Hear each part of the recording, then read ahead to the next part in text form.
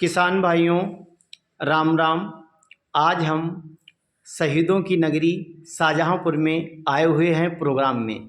तो आज हमारा यहाँ छोटे भाई के यहाँ रुकना हुआ है, तो हम जो है यहाँ रुके हुए हैं। तो मेरे छोटे भाई जो है यहाँ एग्रीकल्चर विभाग में एडीओ एजी के पद पर नियुक्त हैं।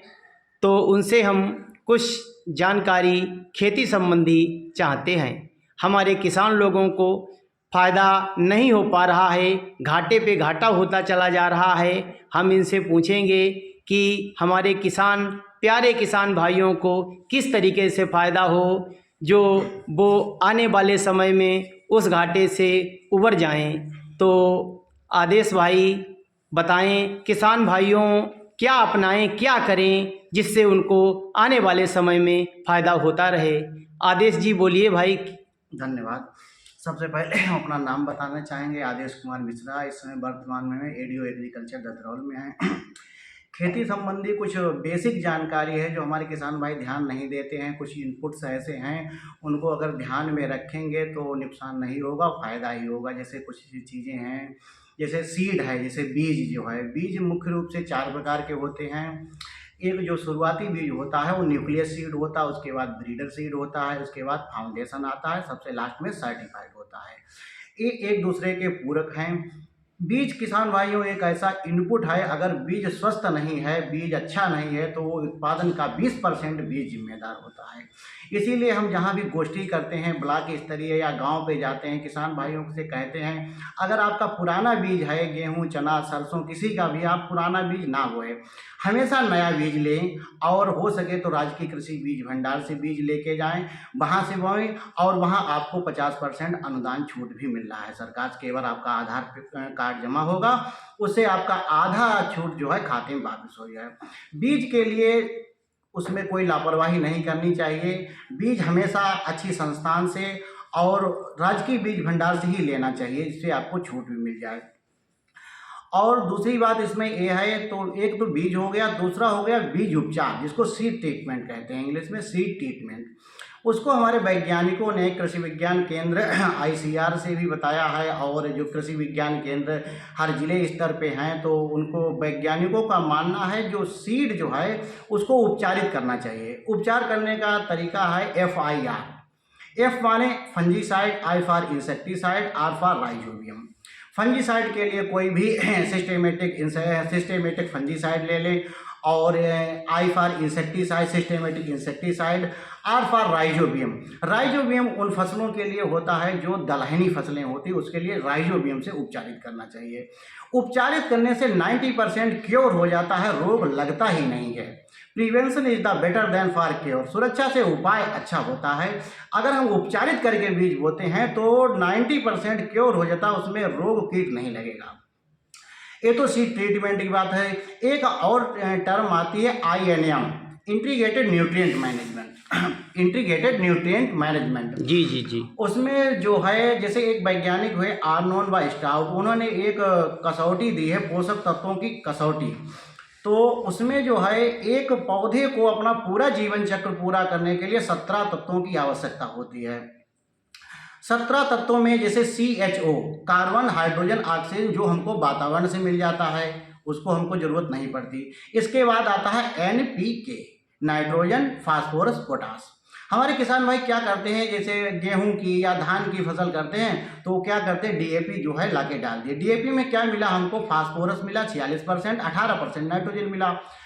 DAP नाइट्रोजन हल्का मिला, फास्फोरस पर्याप्त मात्रा मिले। पोटास उर्वरक, पोटेशियम उसमें नहीं मिला। पोटास ऐसा उर्वरक है जो अपने देश में आज तक नहीं बनता है, हमेशा इंपोर्ट किया जाता है बाहर से, वो मंगाया जाता है। लेकिन हमारे उत्तर भारत में, उत्तर प्रदेश में पोटास तत्व की कमी है। पोटास का फायदा क्या है, पोटास जिस खेत में पड़ा होगा उसका मुख्य रूप है रोग कीट को वो लगने नहीं देता है, उसका प्रतिरोधी कर देता है। रोग कीट उससे लगेगा नहीं, 80% क्यों रहता, जिसमें पोटास पड़ा है। पोटास का एक और बहुत बड़ा फायदा है, अगर सिंचाई किसी कारणवश लेट हो जाए तो उसका प्रभाव फसल पे पड़ने नहीं देता है, पोटेशियम। और तीसरा इसका और मुख्य कारण है, ये क्वालिटी इंप्रूव करता है, दाने में चमक पैदा करता है। क्वालिटी इंप्रूव करता है, चाहे वो धान गेहूं किसी का है, उसको जब चमक रहेगी तो बाजार मूल्य भी अच्छा होगा। हम लोग भी काश्तकार हैं, जैसे हमारे गांव में खेती होती है मक्का की, तो उसमें 5 किलो बीघा पोटाश जरूर डलवाना चाहिए। जितने भी तत्व हैं उनका एक अलग रोल है, जैसे नाइट्रोजन वो बढ़वार करता है, वेजिटेटिव वानस्पतिक ग्रोथ बढ़ाता है, फास्फोरस का काम जड़ों का विकास करना होता है, पोटाश का काम होता है रोग कीटों से बचाना होता है, क्वालिटी इंप्रूव करता है, उसकी गुणवत्ता सुधार करता है। इसलिए किसान भाइयों से कहता है पोटाश भी डालना चाहिए। पोटाश डालेंगे, सीड ट्रीटमेंट करेंगे, अच्छा सीड लाएंगे, अच्छा बीज लाएंगे, जी तो जी जी उत्पादन ऑटोमेटिक अच्छा हो जाएगा। और हमारे किसान भाई ये सब ध्यान नहीं देते हैं, तो इस वजह से उत्पादन कम हो जाता। हम बता चुके हैं उत्पादन का 20% बीज जिम्मेदार होता है। अगर बीज स्वस्थ नहीं है तो खाद पानी कितना भी लगाओ उसका फायदा नहीं होगा। इसलिए हमेशा बीज अच्छे संस्थान से, हो सके तो राज्य के कृषि बीज भंडार जो ब्लॉक स्तर पर होता है वहां से सीड जो है लेना चाहिए। वहां से सीड लेंगे तो उसका जरूर फायदा मिलेगा। एक बात और बताना चाहिए, एक क्रॉप रोटेशन जिसको फसल चक्र कहते हैं उसको भी पालन करना चाहिए। फसल चक्र में जैसे हम लोग धान गेहूं सरसों ये करते हैं, इसमें जो है थोड़ा सुधार करना चाहिए। फसल चक्र में दलहनी पल्स क्रॉप का भी समावेश करना चाहिए। किस लिए? पल्स क्रॉप जितनी होती हैं उसकी जड़ों में लिग्यूम बैक्टीरिया पाया जाता है, जो वायुमंडल में उपस्थित नाइट्रोजन होती है वो जमीन में फिक्सेशन कर देता है। जैसे हम लोग मूंगफली करते हैं, मूंगफली लिग्यूम क्रॉप है, जो मूंगफली जब करते हैं तो उसमें जो नाइट्रोजन होती है वो जमीन में वायुमंडल में जो नाइट्रोजन 78% पाई जाती है, तो उसमें कुछ ग्रंथियां जो होती हैं वो वायुमंडल की नाइट्रोजन को खींच के जमीन में स्थापित करते हैं। तो अगली भी फसल करते हैं तो अगली फसल के लिए भी नाइट्रोजन यानी यूरिया की आवश्यकता कम पड़ती है। किसान भाइयों को जानकारी नहीं होती, वो मूंगफली की भी अगर फसल है तो उसमें भी यूरिया डाल देते हैं। उसमें यूरिया डालने की जरूरत नहीं, उसमें यूरिया स्टार्टर डोज के रूप में डालना चाहिए शुरुआती, जब तक उसकी जड़ें मेच्योर नहीं हो जाती, जब तक वो मतलब नाइट्रोजन नहीं बनाती, तब तक के लिए स्टार्टर डोज के लिए 1 से 2 किलो यूरिया डाल देना चाहिए। उसके बाद जब उसकी 20 से 25 दिन की फसल हो जाती है, 1 महीने की, फिर उनमें यूरिया डालने की आवश्यकता नहीं है। अगर इसके विपरीत यूरिया डालेंगे तो क्या होगा? वेजिटेटिव वानस्पतिक ग्रोथ ज़्यादा हो जाएगी, जड़ें कम बढ़ेंगी और उसमें बीज जो है मूंगफली कम लगेगी। तो उसमें जो है नाइट्रोजन नहीं डालना चाहिए। नाइट्रोजन डालेंगे तो उसके वानस्पतिक विकास हो जाएगा और जड़ों का विकास नहीं होगा और हरियाली हो जाएगी। वो नाइट्रोजन का काम है हरियाली करना, तो हरियाली है।